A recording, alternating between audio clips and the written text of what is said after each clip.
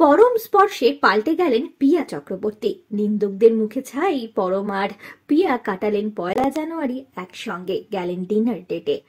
আপনাদের সবাইকে স্বাগত সিনে গসিপে।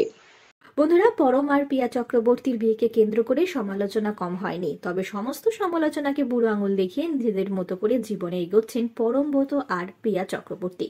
পরমব্রত আর প্রিয়া চক্রবর্তীকে দেখা গেল বছরের প্রথম দিন ডিনার ডেটে পৌঁছে যেতে, সঙ্গে অবশ্য পরিবারের সদস্যরা।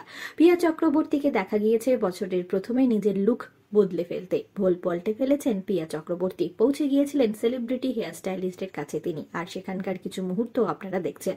জানিয়ে রাখি আপনাদের, আগে দেখা গিয়েছিল পরমব্রতকেও সেখানে পৌঁছে যেতে। রিসেপশনের আগেই নিজের ভোল পাল্টেছিলেন অভিনেতা পরমব্রত চ্যাটার্জি। প্রকাশ্যে এসেছিল সেই ভিডিও। পরমব্রত চ্যাটার্জির স্ত্রী প্রিয়া চক্রবর্তী প্রথমবার চুলে কালার করেছেন, আর তাতে তাকে বেশ মানিয়েছে অনেকেই জানিয়েছেন। সামাজিক মাধ্যমে ছবি শেয়ার করেছেন প্রিয়া চক্রবর্তী। নেটিজেনরা পছন্দ করেছেন প্রিয়ার এই লুক। 2023-এ তাদের বিয়েকে কেন্দ্র করে সমালোচনা কিছু কম হয়নি। তবে 2024-এর শুরুটা চাইনিজ রেস্টুরেন্টে কাটালেন তারা, সঙ্গে পরিবারের সদস্যরা। ১লা জানুয়ারি শহরের এক নামী চাইনিজ রেস্টুরেন্টে ডিনার করতে দেখা গেল নব দম্পতিকে। তবে তারা একা নন, পরিবারের বয়স্ক সদস্যদের সঙ্গে দেখা মিলল তাদের। খাবার খাওয়ার ফাঁকে দেখা গেল পোস্ট দিয়ে 5 জনের ছবিও তুলে নিলেন। সেই ছবি শেয়ার করেছেন সামাজিক মাধ্যমে প্রিয়া চক্রবর্তী। তার সঙ্গে তিনি লিখেছেন, ১ম জানুয়ারির পরিকল্পনা পরিবারের সঙ্গে ডিনারে চাইনিজ খাওয়া।